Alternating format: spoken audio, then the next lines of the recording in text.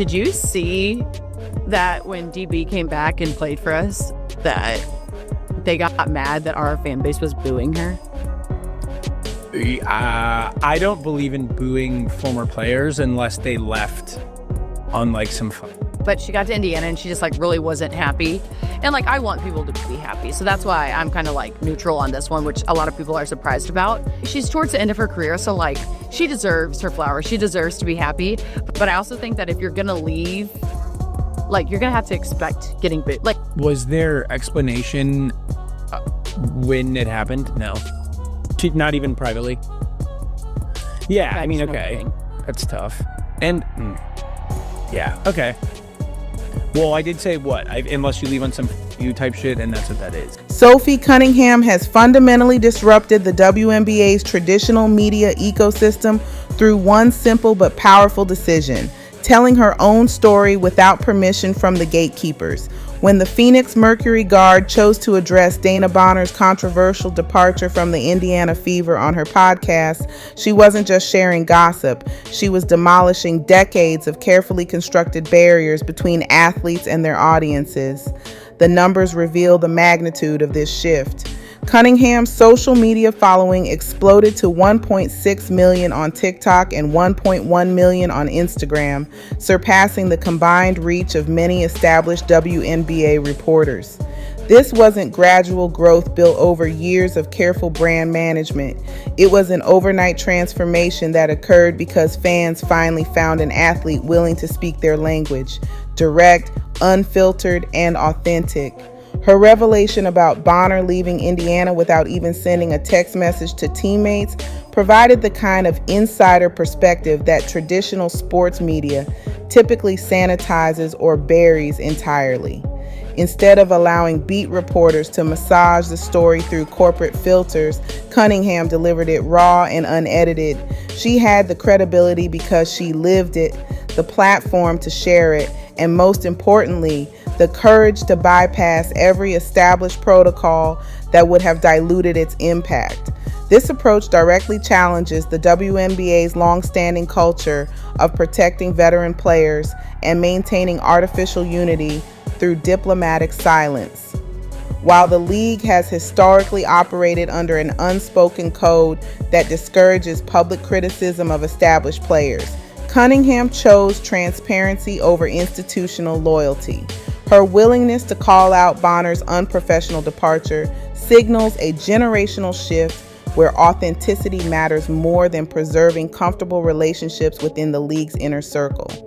Cunningham's passionate defense of Caitlin Clark further illustrates this transformation. While many in the WNBA community have remained diplomatically cautious about Clark's meteoric impact, Cunningham directly confronted the critics, calling those who question Clark's status as the league's face dumb as hell. This wasn't calculated public relations. It was genuine support delivered in the unvarnished language that Clark's massive fan base understands and appreciates. Her insights about veteran players attempting to toughen up Clark revealed locker room dynamics that typically remain hidden from public view. By sharing these behind-the-scenes perspectives, Cunningham provided fans with the authentic storytelling they've been craving, while traditional media has offered sanitized, sponsor-approved sound bites that generate little genuine engagement. The strategic implications extend far beyond individual player commentary. Cunningham's podcast operates under the Volume, Colin Cowherd's sports media empire, representing the first major crossover between WNBA player content and mainstream sports infrastructure. This partnership wasn't charity or tokenism. It was a calculated business decision recognizing that authentic athlete voices generate more engagement than corporate-controlled narratives. Traditional sports media built their entire business model on controlled access and filtered information.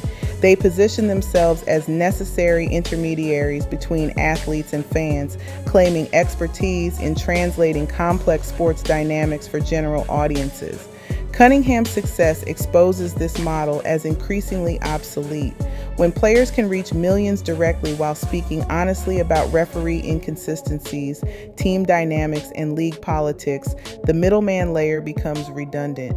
Her criticism of WNBA officiating exemplifies this shift toward unfiltered athlete commentary.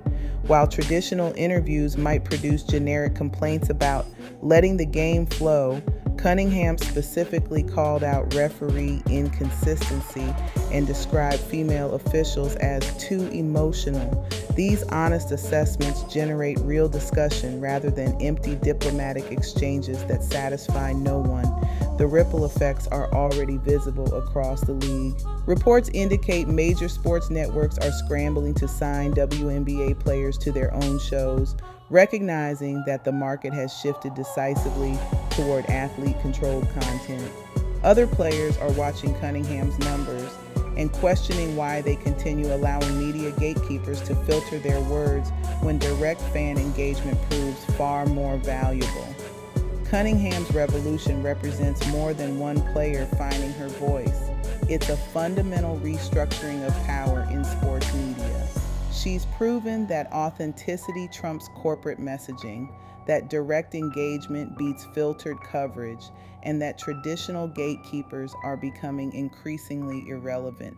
The WNBA media landscape that existed even months ago is already obsolete, replaced by a new model where athletes control their narratives and fans get the unvarnished truth they've always